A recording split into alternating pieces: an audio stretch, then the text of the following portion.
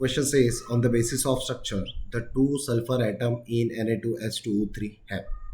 हमको यहाँ पे सल्फर के वो भी दो सल्फर है उसका ऑक्सीडेशन नंबर निकालना है, ठीक है।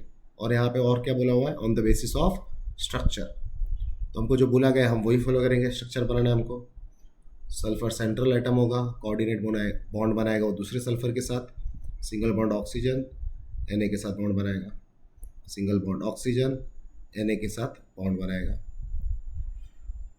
Double bond oxygen. तो यहाँ पे हमने क्या बना लिया है Na2H2O3 का स्ट्रक्चर बना दिया। अब हम सबके ऑक्सीडेशन नंबर दे देते हैं।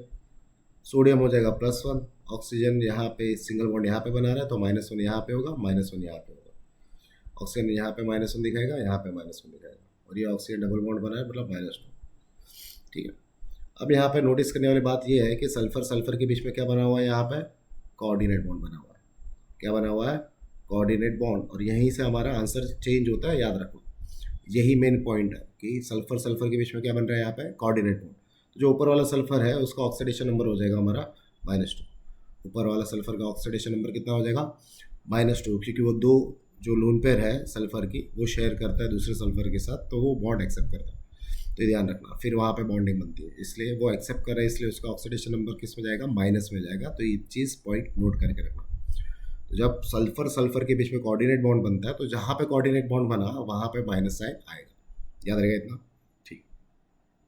अगर मैं इस सल्फर की बात करूँ, चलो एक सल्फर का तो मिल गया हमको, जो कोऑर्डिनेट बॉन्ड बना रहा है उसका क्या आता है -2। अब दूसरे सल्फर का निकालता है, दूसरा सल्फर मतलब ये वाला सल्फर, ये वाला जो सल्फर है हमारा, ये वाले सल्फर का निकालते हैं हम लोग। अगर उस सल्फर को देखें तो सल्फर को मैं एक्स एज्यूम कर रहा हूँ, प्लस एक ऑक्सीजन के साथ बॉन्ड बना रहा है। मैं एक काम करता हूँ, डायरेक्ट आंसर लिखता हूँ, -1 यहाँ पे एक बॉन्ड बन रहा है, यहाँ पे एक -1 का बॉन्ड बन रहा है, नीचे -2 का बॉन्ड बना रहा है, और ऊपर भी -2 का बॉन्ड बना रहा है, इक्वल टू 0। कितना हो जाता है, ये हो गया -4, इन दोनों का -4 होता है, ये होता है -2, तो ये हो गया टोटल -6। तो x equal to -6 equal to 0, x को इक्वल टू के वो साइड लेके जाओ तो आएगा मेरा आंसर +6। तो मुझे यहाँ पे दूसरे सल्फर का भी ऑक्सीडेशन नंबर मिल गया। तो क्या है ऑक्सीडेशन नंबर दूसरे सल्फर का +6। तो एक सल्फर का आएगा -2, दूसरे सल्फर का आएगा +6। तो -2 +6 बी ऑप्शन में दिख रहा है हमको। So B is our correct option.